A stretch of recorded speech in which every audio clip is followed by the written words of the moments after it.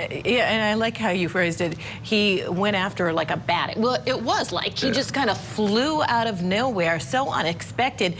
You know, Michael, he violated probation. Judges take that very seriously. But when we just even talk about sentencing in general, judges kind of are in a tough spot. Here you have the state, easy. Prosecutors, we want the stiffest penalty possible. Defense counsel want the most lenient penalty. But then the judge has to make that ultimate decision. Here, obviously, he violated probation.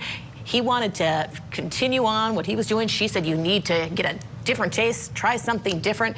And then this is what happened. So judges aren't always in the best position here. Yeah, no, they're not.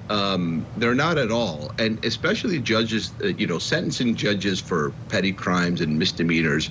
So you'll rarely see a camera in the courtroom of a judge like that, right? Because their job is it's so like icky, it's dirty. Like every single crime you're dealing with is drunk driving, assault and battery, domestic violence under a certain amount, or some sort of possession crime, right? That's it. Traffic tickets, right? Traffic tickets, you know, moving violations. You spend all day, you saw her courtroom packed. Those people were waiting to be sentenced on a traffic ticket or have a traffic ticket dismissed. She had a packed courtroom. Those were not observers. Those were actual defendants. And they were waiting for their time to go in front of the judge. And she was probably, judges like her sentenced 20 to 30 people a block, 2 blocks a day, 5 days a week.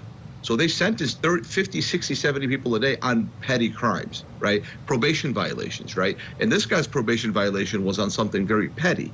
And he was a repeat offender, and he thought he knew he could serenade that judge because he's done it before. She's let him go before. This judge has let this man walk many times before, because what else is she going to do? You're right, Kelly. Like, they're just sitting there, and they're dealing with these members of society all week long. And so, yeah, you're right. The prosecutor is always going to want the stiffest penalty, and the defense, his attorney was saying, let him walk free. I remember one time I was on a sentencing on a person where the judge actually agreed to let him go on probation, and my client told the judge, you know what, judge, I need help.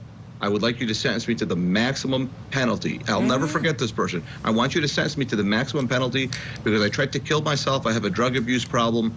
I think I should go to jail. And the judge threw his hands up after agreeing with me to send my guy out on probation, and he sentenced him to the maximum prison sentence, right? That's what these judges have to deal with every single day.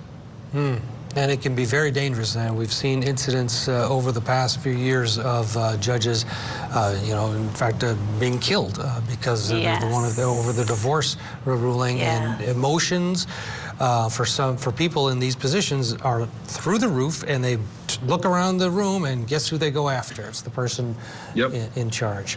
All right, let's get a break.